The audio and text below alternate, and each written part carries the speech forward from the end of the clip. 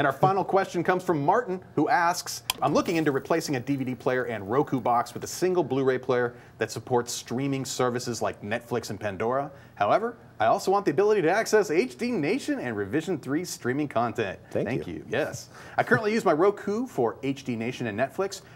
Your website promotes the Roku and TiVo set-top boxes, but I don't see any Blu-ray players.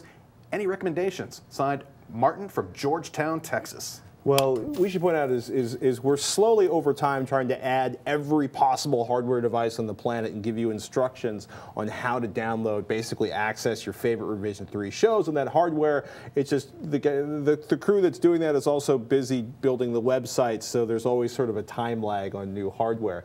It's a lean, mean operation here. Yeah, I will say probably the easiest way is most of the Blu-ray players that can do Pandora and Netflix and other streaming services will also actually allow you to play video that's served somewhere on your network. So if you have a computer that's on your network all the time, basically have it down, throw a podcatcher on there, download the video to a folder, share that folder on your network, let DLNA.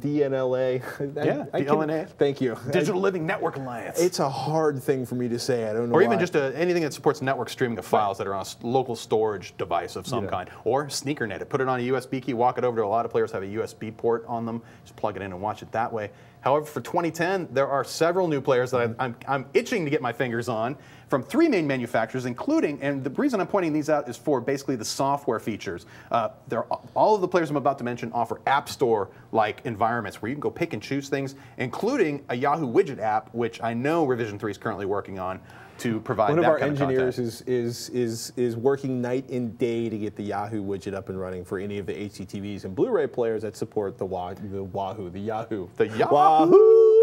When that happens, any of these players are going to be, I'd put them on my short list. And that includes LG's new BD500 series. There's about 4 models there. It includes also the BX580 model that features 3D output.